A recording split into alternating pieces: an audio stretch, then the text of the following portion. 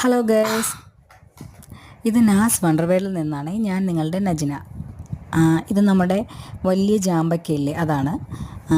ഇതിനെ റോസാപ്പിൾ എന്നും പറയുന്നതാണ് എൻ്റെ ഒരു വിശ്വാസം. എന്തെങ്കിലും തെറ്റുണ്ടെങ്കിൽ ഒന്ന് കമൻറ്റ് ചെയ്യുക കേട്ടോ. ഇത് ഞങ്ങൾക്ക് കുറച്ച് കിട്ടിയായിരുന്നു. ഞാൻ പകുതി കടിച്ചിട്ടാണ് കാണിച്ചേക്കുന്നത്. ഇതിനകത്തുള്ള ഒരു കുരു ഞാൻ ഇപ്പോൾ നിങ്ങൾക്ക് കാണിച്ചു തരാം കേട്ടോ. ഇത് നമ്മുടെ ജാമ്പക്കയുടെ അത്ര മധുരമില്ലെങ്കിലും മധുരവും ഇല്ല, പുളിയും ഇല്ല, പ്രത്യേകിച്ച് വികാരമൊന്നും ഇല്ലാത്ത ഒരു ഫ്രൂട്ട്. ജാമ്പക്ക എന്ന് തന്നെയാണ് ഇതിനെ പറയുന്നത്. ഇതിൻ്റെ കുരുവാണ് കേട്ടോ ഇത്. എന്തായാലും കൊള്ളാം കേട്ടോ. നിങ്ങളൊന്ന് ട്രൈ ചെയ്ത് നോക്കൂ. പിന്നെന്താ, ഇനി നമുക്ക് കുറച്ച് വേറെയും സാധനം കിട്ടിയിട്ടുണ്ട്. അത് സ്റ്റാർ ഫ്രൂട്ട്, അല്ലെങ്കിൽ ഇതാണ് അതിൻ്റെ ആ തണ്ടോട് കൂടി തന്നെ നമുക്ക് കിട്ടിയതാണ് കാണിച്ചേക്കുന്നത് കേട്ടോ.